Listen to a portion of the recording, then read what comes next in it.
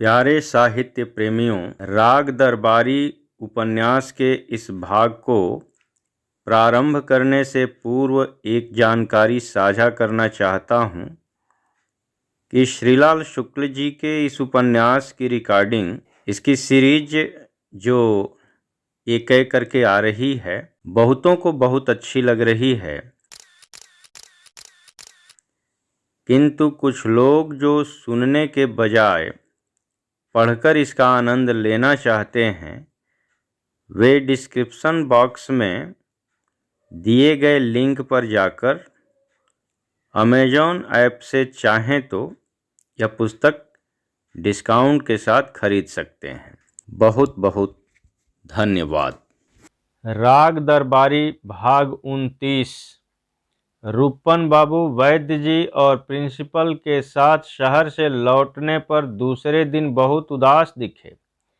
वे जहाँ जहाँ गए और उस दिन वे अकेले कई जगहों पर गए, लोगों ने उनकी उदासी को भांपा और उसका कारण समझने की कोशिश की, पर वे समझ नहीं सके। वास्तव में उनकी उदासी भारत की वर्तमान वैदेशिक स्थिति के सहारे समझी जा सकती है। वे इतनी कम उम्र में ही विद्यार्थियों के नेता बन गए थे। प्रिंसिपल उनसे डरता था, वैद्य जी उनका लिहाज करते थे। इलाके के उदीयमान शोहदे उनकी चाल ढाल, पहनावे और भाषण शैली की नकल करते थे। वे सामान्यतया अपने आप से संतुष्ट रहते थे, पर शहर से लौटकर उन्होंने दूसरे दिन अपने घर में देखा कि वैद्य जी और बद्री पहलवान लड़ रहे हैं। लड़ाई को चलती हुई छोड़कर जब वे घर के बाहर आए तो वे उदास थे।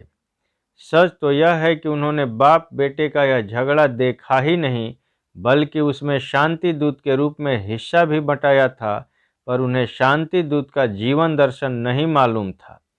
हर शांति दूत की तरह बिना बुलाए झगड़े के बीच में घुसकर जाने दो कहने की और उसी लपेट में एक करारा झापड़ खाकर कोई बात नहीं कहते हुए वापस आ जाने की निसंगता उनके स्वभाव में नहीं थी, इसलिए वे उदासी के हमले से बच नहीं पाए।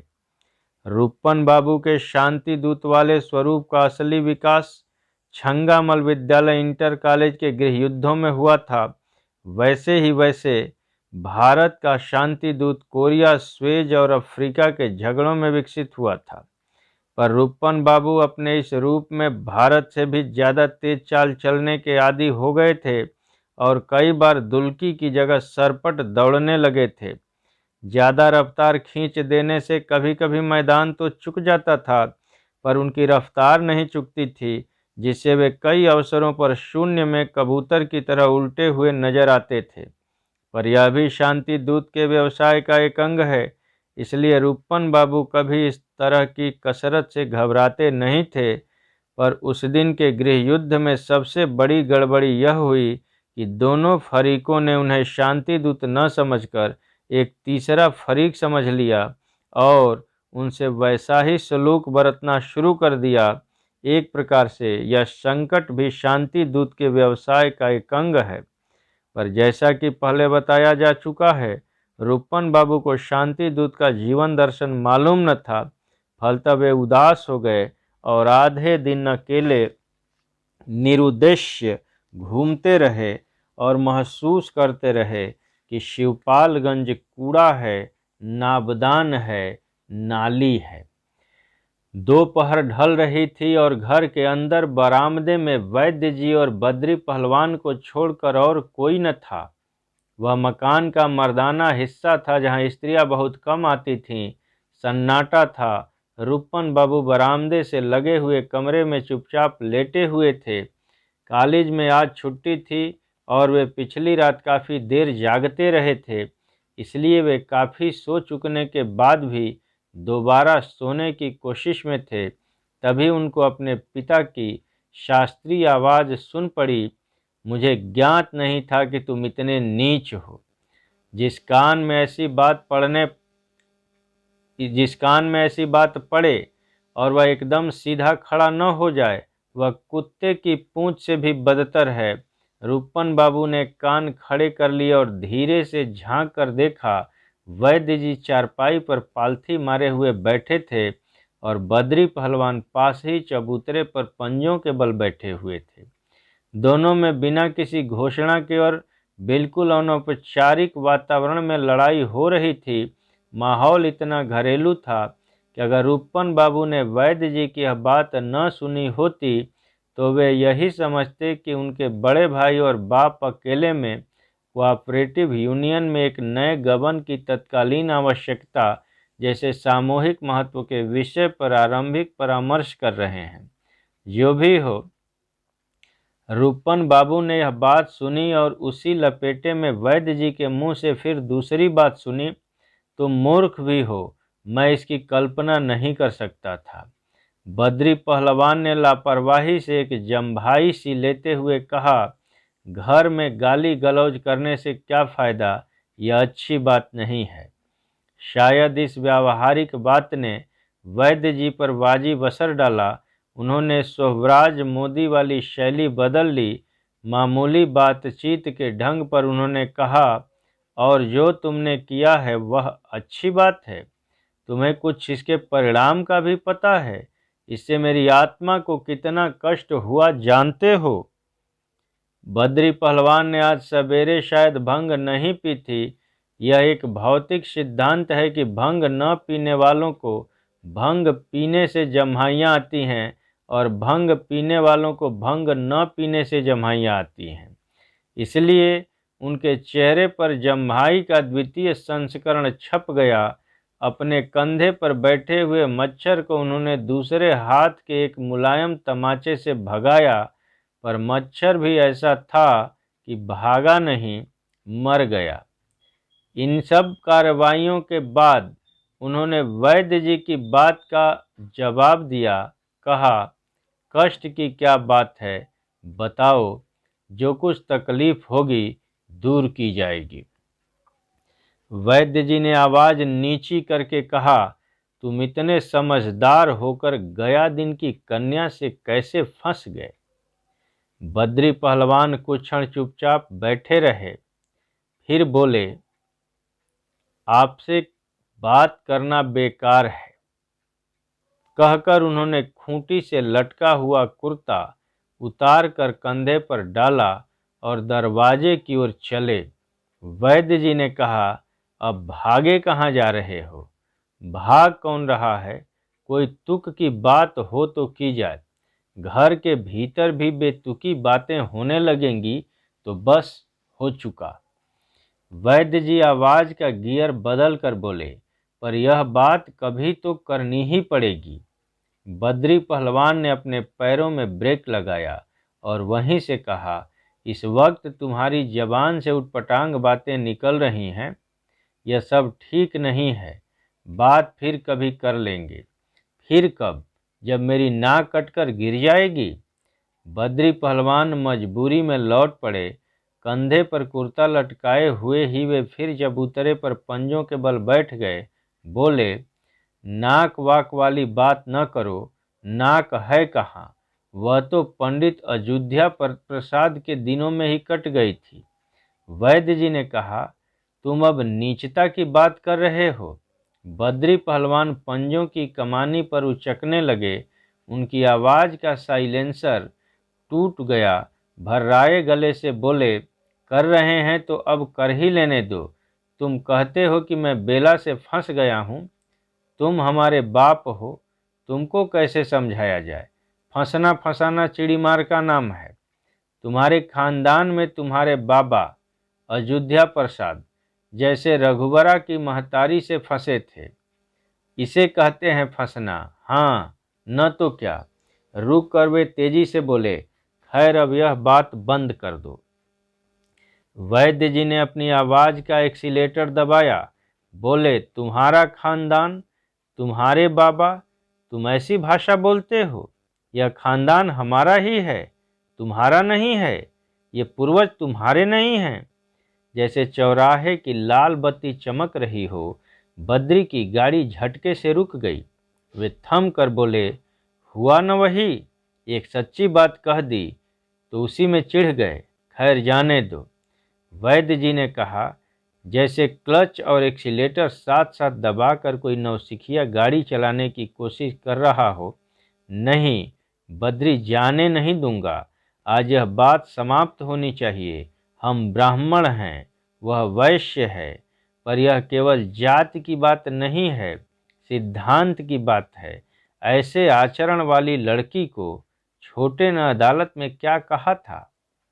बद्री पहलवान उठकर खड़े हो गए, बोले, बस बात बंद। और एक बात मैं कह लूं, तब मेरी बात भी बंद। मैं बाबा अयोध्या प्रसाद की चाल नहीं चल सकता। जो कुछ करूंगा कायदे से करूंगा। इधर उधर की गिचिर पिचिर मुझे पसंद नहीं है। वे दरवाजे की ओर चल दिए। अचानक वैद्य जी चारपाई से उठकर खड़े हो गए और बिना जटा जूट, दाढ़ी मूछ, कमंडल कौपीन के शाप देने वाले पोज में तनकर दोपहरी ताकत वाला हार्न सा बजाते हुए बोले, नीच, तो मेरी बात भी सुन। रूपन बाबू इस वार्तालाप को आश्चर्य से सुन रहे थे।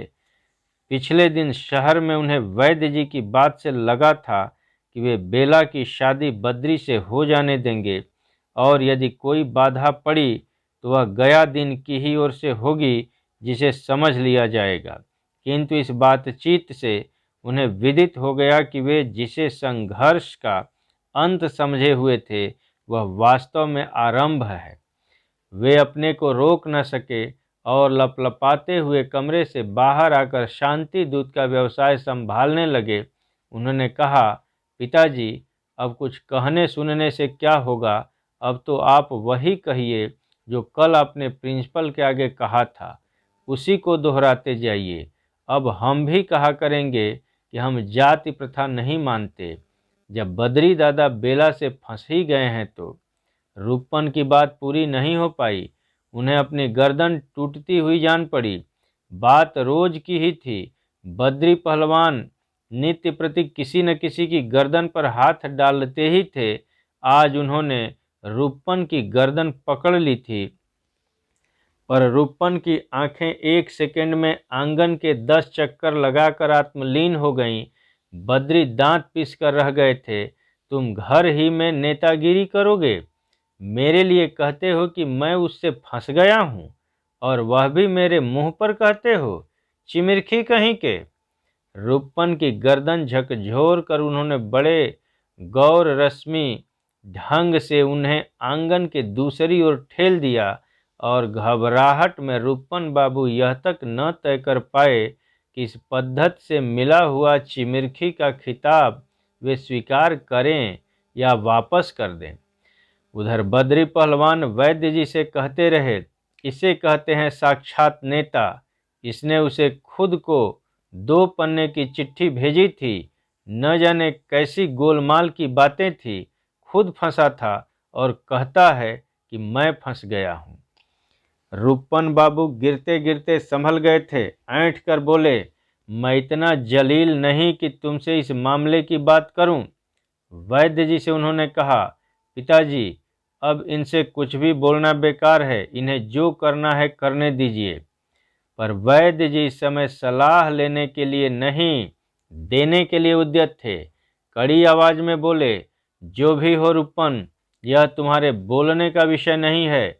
मुझे तुम सबसे शिकायत है। मुझे तुम्हारे आचरण की भी खबर है। रूपन बाबू तैश में आ गए। यह बात है?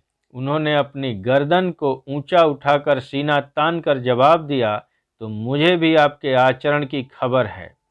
लड़ाई का यह अंतिम दृश्य था। बद्री पहलवान ने व्यंग्यपूर्वक अपने पिता से कहा, सुना?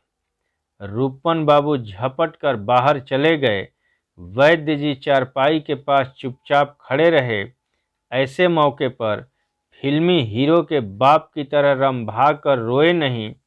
अपने भ्रष्टाचार की शिकायत का कमीशन बैठाए जाने की सूचना पाकर किसी बड़े नेता की तरह उन्होंने यह वक्तव्य नहीं दिया कि पहले भ्रष्टाचार की एक सर्वमान्य परिभाषा निश्चित होनी चाहिए, अपनी रचनाओं की खराब आलोचना पढ़कर टेक्स्ट बुक कमेटी की कृपा से लखपति बनने वाले किसी साहित्यकार की तरह वे अवज्ञा की हंसी नहीं हंसे। अपने आचरण के विरुद्ध इतनी बड़ी चुनौती सुनकर उन्होंने ऐसा कोई काम नहीं किया। वे चुपचाप खड़े रहे।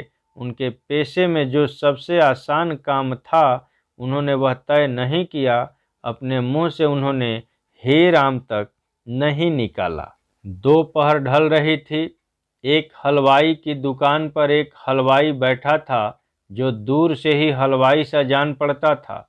दुकान के नीचे एक नेता खड़ा था जो दूर से ही नेता जैसा दिखता था। वहीं साइकिल का हैंडल पकड़े हुए एक पुलिस का सिपाही खड़ा था जो दूर से ही पुलिस का सिपाही दिखता था। दुकान पर रखी हुई मिठाइयाँ बासी और मिलावट के माल से बनी जान पड़ती थीं और थीं भी। दूध पानीदार और अरारूट के असर से गाढ़ा दिख रहा था और था भी। पृथ्वी पर स्वर्ग का यह एक ऐसा कोना था जहाँ सारी सच्चाई निगाह के सामने थी। न कहीं कुछ छिपा था न छिपाने की जरूरत थी। दुकान पर जलेबी पेड़े और गट्टे रखे थे। उन्हीं की बगल में शीशे के छोटे छोटे कंटेनरों में कुछ रूखे सूखे लकड़ी के टुकड़े से पड़े थे जो बिस्कुट केक और मस्क इत्यादि की परंपरा में बने हुए स्थानीय पदार्थ थे। जैसे शहर में वैसे यहाँ भी ये पदार्थ बता रहे थे कि पूरब पूरब है और पश्चिम पश्चिम है और दोनों मिठाइयों की मार्फत शिवपालगंज में मिलते हैं। वहीं रूपन बाबू और लंगड़ भी मिले। रूपन बाबू लंगड़ को कुछ उसी तरह से देखते थे जैसे पहले दर्जे में सफ़र करने वाला तीसरे दर्जे के किसी ऐसे मुसाफिर को देखता है जिस पर बिना टिकट चलने का शुभाह किया जा रहा हो। पर आज रूपन बाबू उदासी के उस आलम में थे जिसमें विश्व मैत्री आदि पंचशील के सभी सिद्धांतों को आसानी से अमल में लाया जा सकता है। इसलिए उन्होंने गिरी आवाज़ में पूछा, क्या हो रहा है जी तुम्हारे मामले में? आज तो छुट्टी है बापू, पता नहीं चल पाया। वैसे नकल तो अब बन ही गई होगी। लंगड़ ने पिछले दिनों की प्रगति बतानी शुरू की। बन तो तभी गई थी पर मैं लेने नहीं जा पाया। मुझे मियादी बुखार आ गया था। उस दिन सदर की कचहरी में गिरा तो फिर उठ नहीं पाया। फिर सोचा मरना है तो अपने गांव ही में मरें। उधर के ही एक ठाकुर वहां आए थे, अपने साथ लिए गए। वहां लोगों ने बताया कि मियादी बुखार है। पर एक दिन गांव में कई लोग मोटर पर आए। गांव भर की दीवालों पर गेरू से न जाने क्या क्या अंग्रेजी में लिख गए। उसके बाद बापू उन्होंने हमारा खून निकाला और मशीन में डालकर देखा। अब देखो तो बापू कैसा अचंभा है इस कलयुग का कि आदमी तो हम देसी हैं और हमें बीमारी लग गई बिलायती। मोटर पर जो आए थे वे बोले कि लंगड़ बड़ा आदमी है, उसे मलेरिया हुआ है। क्या बताएं बापू, उसी दिन के बाद मोटर वालों ने गांव में बड़ा काम किया। 2-3 लोग एक एक मशीन लेकर चारों तरफ कुआं ताल गढ़ा गढ़ी सभी पर किर्र किर्र करते हुए घूमे। 2 आदमी बराबर हर घर के आगे जाकर गेरू से मलेरिया महारानी की स्तुति अंग्रेजी में लिख गए। इन मच्छरों का प्रताप, बापू की सारे मच्छर भाग गए। हम भी बापू महीना भर दुख भोगकर आपका दर्शन करने को फिर से उठकर खड़े हो गए। नेता बोला, क्या बात सुनाई है लंगड़ऊ तुमने की? लिखे देख अंग्रेजी अक्षर, भागे मलेरिया के मच्छर। हलवाई ने नेता की तारीफ सुनाई। क्या कवित्व सुनाया है आपने भी, जलेबी खाइए इसी बात पर। नेता ने बिना तकल्लुफ मक्खियाँ उड़ाकर 4-5 जलेबियाँ थाल से निकाल लीं और खाना शुरू कर दिया। उधर सिपाही लंगड़ से बोला, तो कहो कि मरते मरते बचे। यह तो ठीक है बापू, पर मैं जानता था कि मैं मरूंगा नहीं। भगवान के दरबार में ऐसा यह अंधेर नहीं हो सकता।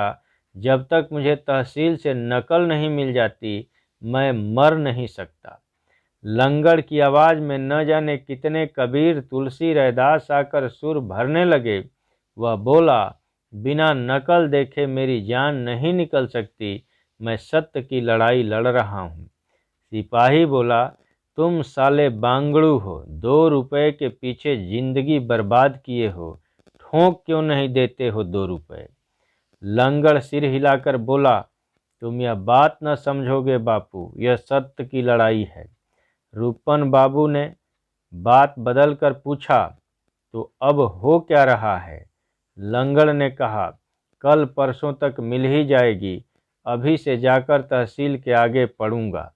नेता ने कहा, वहीं अपनी झोपड़ी डाल लो, दौड़ धूप बच जाएगी। रूपन बाबू बेंच पर बैठे हुए थोड़ी देर पैरों की पिंडलियां झटकते रहे, फिर हलवाई से बोले, 1 कुल्हड़ दूध निकालो। कुछ सोचकर बोले, 1 कुल्हड़ लंगड़ को भी दो।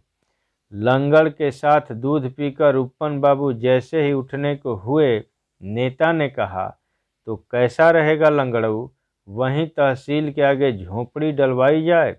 लंगड़ ने वैष्णव जन वाली शैली में हंसकर प्रकट किया कि नेता बेवकूफ़ है और वह स्वयं विनम्र है। नेता ने कहा, कुछ दिनों में भूख हड़ताल शुरू कर देना, अच्छा रहेगा, अखबार में नाम छपेगा, नकल मिले या न मिले नाम हो जाएगा, सोच लो लंगड़ऊ। लंगड़ इस बार जैसी हंसी हंसा वह सिर्फ वैष्णव जन की न थी, उस पर कबीर स्कूल, वर्धा स्कूल और सेवापुरी स्कूल की छाप तो थी ही, कुछ लखनऊ स्कूल का असर था जिसका उसके सिवा कोई जवाब नहीं होता कि आप भी दांत खोलकर हैं करने की कोशिश करें। नेता ने ऐसा ही किया। साथ ही उसने ताली बजाकर कहा, अरे वाह रे लंगड़ऊ। रूपन बाबू जिस मनोदशा में थे उसमें उन्हें नेता का यह मजाक बुरा लगा। अचानक उन्हें एहसास हुआ कि वह आदमी लंगड़ऊ कहकर लंगड़ का मजाक उड़ा रहा है और हम लोग भी उसे लंगड़ कहते हैं। वह क्या है, उसका असली नाम क्या है। यह सोचते ही सोचने के बांध के फाटक सरक गए। रूपन बाबू को अचानक कई नाम याद आ गए। लंगड़े को वहाँ लंगड़ कहा जाता था। एक अंधा उनके दरवाजे आया करता था और लोग उसे सूरे कहते थे। जिसके कान कुश्ती लड़ते लड़ते टूट गए हों उसका शुभ नाम टुट्टे था। वैद्य जी के मरीजों में एक काना आदमी था जिसे देखते ही वे पूछते थे, कहो शुक्राचार्य, तुम्हारे क्या समाचार हैं। एक बुढ़ा था जिसे बहरे बाबा कहकर इज्जत दी जाती थी, जिसके मुंह पर चेचक के दाग थे। उसे शिवपालगंज में छत्ता प्रसाद कहा जाता था और इशारा मधुमक्खियों के छत्ते की ओर था। छांगुर मराम तो 6 उंगली वाले होंगे ही। अपंगों और अंगहीनों के लिए यही परंपरागत प्रेम है। यह बात रूपन बाबू ने इस भाषा में सोची। यह अगर दोबारा उसे लंगड़ऊ कहेगा तो जूतों से बात करूंगा। उसी जोश में उन्होंने बिगड़ कर कहा, अय ऐंचा ताना प्रसाद, तुम इन्हें लंगड़ऊ क्यों कहते हो। नेता की आंखें कुछ ऐसी थीं कि उधर देखती हैं इधर देखती हैं, न जाने किधर से किधर देखती हैं। एक तरह से ऐंचा ताना प्रसाद का नाम भी हमारी उस सांस्कृतिक परंपरा के, जिसमें गणेश को गजानन और इंद्र को सहस्राक्ष कहकर उनके आरंभिक जीवन की दुर्घटनाओं की ओर इशारा किया जाता है, अनुकूल था। रूपन बाबू ने सोचा था कि ऐंचा ताना प्रसाद कहे जाने पर नेता बिल्कुल उखड़ जाएगा, पर उस पर इस विशेषण का कोई प्रभाव नहीं पड़ा, क्योंकि जिसे रूपन बाबू ने यहाँ ऐंचा ताना प्रसाद कहा था उसे अपने गांव में सिर्फ ऐंचा ताना के नाम से पुकारते थे। नेता रूपन बाबू से प्रसाद का प्रसाद पाकर वैसे ही कृतार्थ हो गया जैसे दिन भर धूल धक्कड़ गाली गलौज सुनने के बाद अदालत के सामने हाजिर होने वाला भोंदू नामक मुजलिम श्री भोंदू की पुकार सुनकर कृतार्थ होता है। नेता ने रूपन बाबू से कहा, तो इनको और क्या कहें, लंगड़े हैं इसलिए लंगड़ कहते हैं। रूपन बाबू ने जैसा कि दूध पीने वाले दूध की प्रत्येक दुकान पर करते हैं, खारी कुल्हड़ सामने सड़क पर फेंक दिया।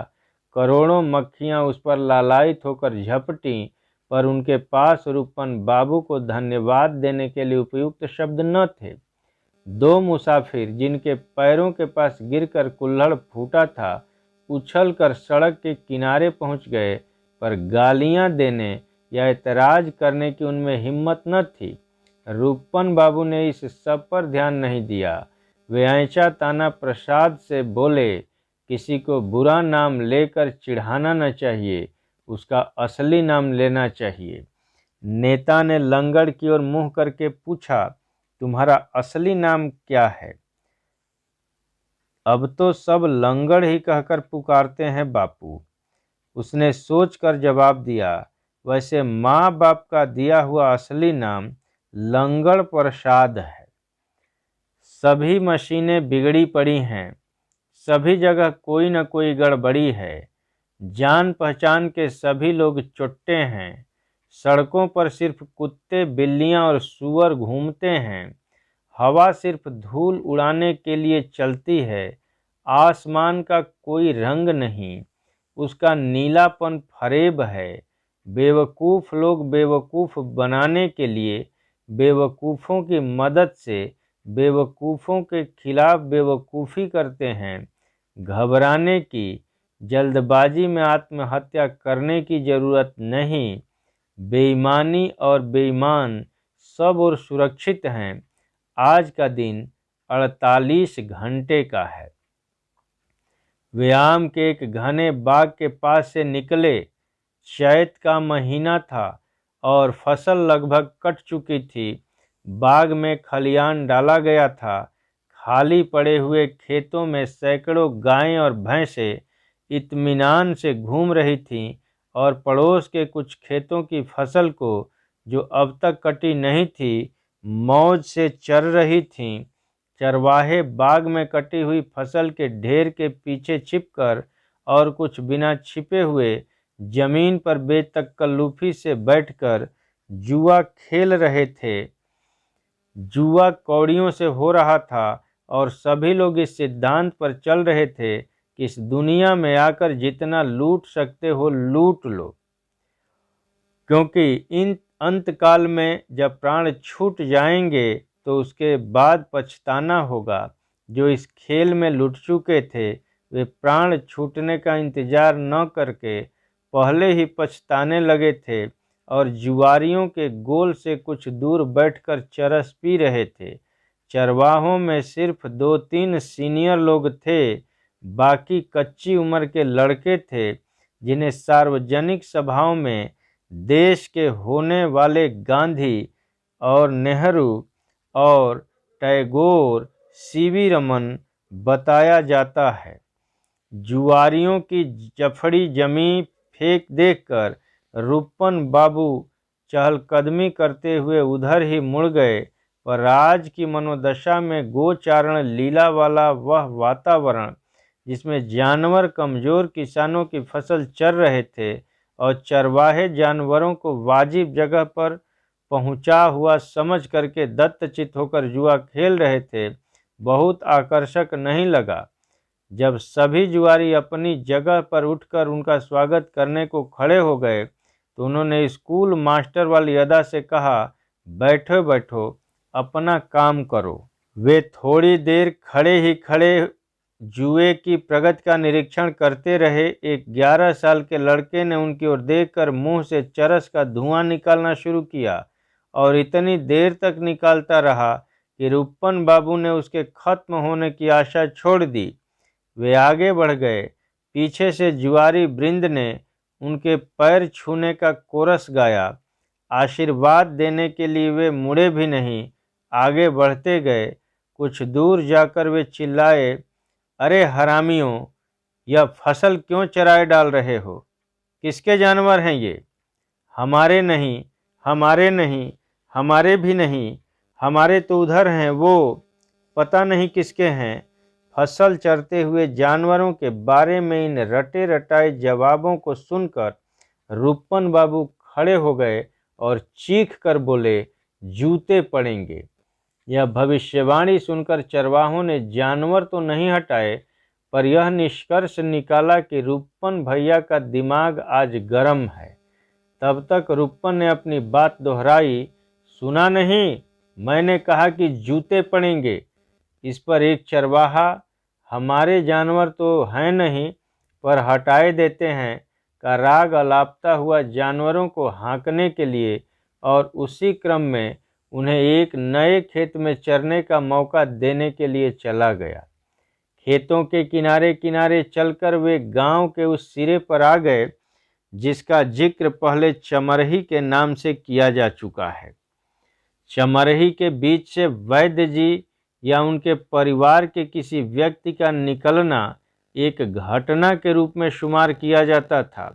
एक जमाना था कि किसी भी बाभन ठाकुर के निकलने पर वहाँ के लोग अपने दरवाज़ों से पर उठकर खड़े हो जाते थे।